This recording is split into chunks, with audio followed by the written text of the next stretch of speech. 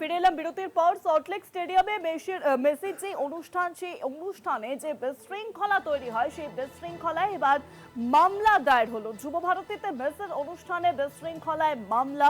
কলকাতা হাইকোর্টে এবার মামলা দায়ের হয়েছে, জনস্বার্থ মামলা দায়ের শুভেন্দুর অধিকারী। বিরোধী দলনেতা শুভেন্দু অধিকারী জনস্বার্থ মামলা দায়ের করলেন। এবার মুখ্যমন্ত্রীর গঠিত তদন্ত কমিটি যথার্থ নয় সেই কথাই বলে কিন্তু এবার শুভেন্দু অধিকারী আলাদা করে এবার মামলা দায়ের করলেন। ষড়যন্ত্র ও প্রতারণার বিরুদ্ধে সেট গঠন হোক, এমনটাই দাবি করেছেন বিরোধী দলনেতা। পুলিশ তদন্ত করবে না। 20 টাকার বোতল 200 টাকায় বেচেছে, 10 টাকার চিপস 100 টাকায়, সব অরূপ আর সুজিতের লোকেরা। পুলিশ এদের ধরবে নাকি? আগামীকাল পুলিশের হাতে তদন্ত রাখা যাবে না, ওই জন্যই হাইকোর্টে গেছি। এমনটা নয় যে রাজ্য সরকার কমিশন করেছেন, সেই কমিশনের কোনো ক্ষমতা নেই। রাজ্য সরকারের এখতিয়ার নেই, আর সেই এখতিয়ার না থাকার জন্য রাজ্য সরকারের নিযুক্ত এই কমিশনেরও কোনো অধিকার নেই মানি লন্ডারিং এর প্রশ্নে কোনো রকম তদন্ত করা। যুব ভারতী স্টেডিয়ামে মেসের অনুষ্ঠানে যে বিশৃঙ্খলা তৈরি হয়, সেই বিশৃঙ্খলায় এবার মামলা দায়ের করা হলো। শুভেন্দু অধিকারী বিরোধী দলনেতা জনস্বার্থ মামলা দায়ের করেছেন। মুখ্যমন্ত্রীর গঠিত তদন্ত কমিটি যথার্থ নয়। পাশাপাশি শুভেন্দু অধিকারী আরও দাবি করেছেন দর্শকদের টিকিটের টাকা ফেরত দিতে হবে, যে দাবি বারংবার কিন্তু উঠছে।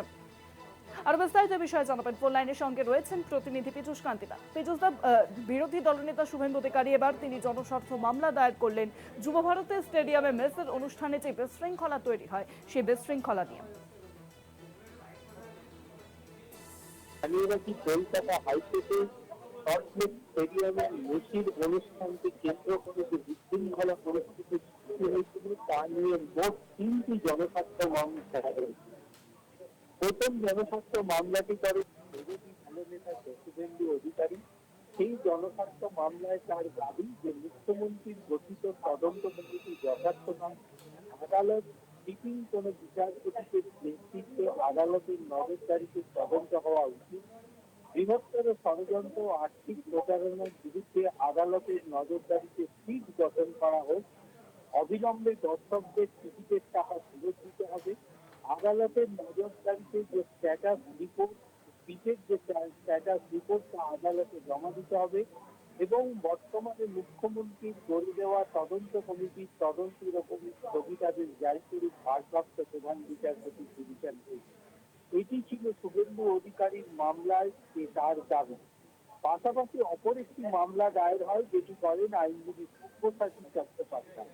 তিনি দাবি করেছেন যে মুখ্যমন্ত্রীর নির্দেশে যে তদন্ত কমিটি গঠন হয়েছে, সেই তদন্ত কমিটিকে গঠন করার পাওয়ার রাজ্য সরকারের নেই।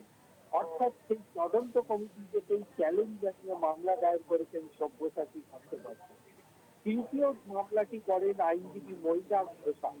তৃতীয় জনস্বার্থ মামলায় দাবি করা হয়েছে যে আদালতের নজরদারিতে তদন্ত হোক, সমস্ত দর্শকদের টাকা ফেরত দেওয়া হোক, ইডি এবং সিবিআই কে তদন্তের ভার দিক আদালত, কারণ এখানে আর্থিক তছরূপ হয়েছে।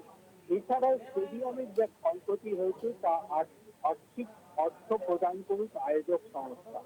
3টি মামলায় 3টি দাবি করা হয়েছে। শুভেন্দু অধিকারী, আইনজীবী সব্যসাচী চট্টোপাধ্যায় এবং মৈনাক ঘোষাল, এই 3টি জনস্বার্থ মামলার শুনানি প্রতি সপ্তাহে ভারপ্রাপ্ত প্রধান বিচারপতি সুজয় পাল ও বিচারপতি পার্থসারথী সেনের ডিভিশন বেঞ্চে হওয়ার সম্ভাবনা রয়েছে।